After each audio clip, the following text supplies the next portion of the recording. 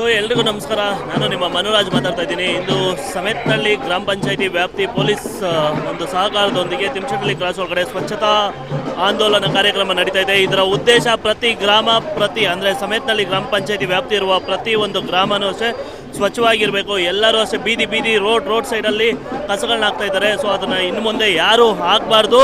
And ಅದಕ್ಕಂತ ಪ್ರತ್ಯೇಕವಾಗಿ ಪ್ರತಿ ಮನೆಗೂ ಡೈಲಿ ದಿನನಿತ್ಯ ನಿಮಗೆ ಗಾಡಿಗಳನ್ನ ವೆಹಿಕಲ್ನ ಕಳಿಸ್ಕೊಳ್ತಾರೆ. ದ್ರವ ಕಸ ಮತ್ತು ದನ ಕಸ ಎರಡನ್ನೂ ಅಷ್ಟೇ ಒಂದು ಸಂಗ್ರಹ ಮಾಡೋಕ್ಕೆ ಸಪ್ರೇಟಾಗಿ ಕಳಿಸಿದ್ದಾರೆ. ಸೊ ದಯವಿಟ್ಟು ಇದನ್ನು ಯೂಸ್ ಮಾಡಿಕೊಂಡು ಯಾರು ರೋಡ್ ಸೈಡ್ನ ಎತ್ತಿ ಬೀದಿಗಳಲ್ಲಿ ಹಾಕೋದನ್ನು ಕಂಟ್ರೋಲ್ ಮಾಡಬೇಕು. ಅವೇರ್ನೆಸ್ ಕ್ರಿಯೇಟ್ ಮಾಡೋದು ಇದ್ರ ಉದ್ದೇಶ. ಆ್ಯಂಡ್ ಯಾರು ಇದನ್ನು ಮೀರಿನೂ ಮಾಡಿದ್ರೆ ಅವ್ರಿಗೆ ಒಂದು ಕಠಿಣ ಕ್ರಮ ಕೈಗೊಳ್ತಾರೆ. ಅದು ಏನಂದರೆ ತುಂಬ ದೊಡ್ಡ ಮಟ್ಟದ ಫೈನ್ಸ್ ಹಾಕ್ತಾರೆ ಮತ್ತು ಒಂದು ಕೇಸ್ ಹಾಕ್ತಾರೆ.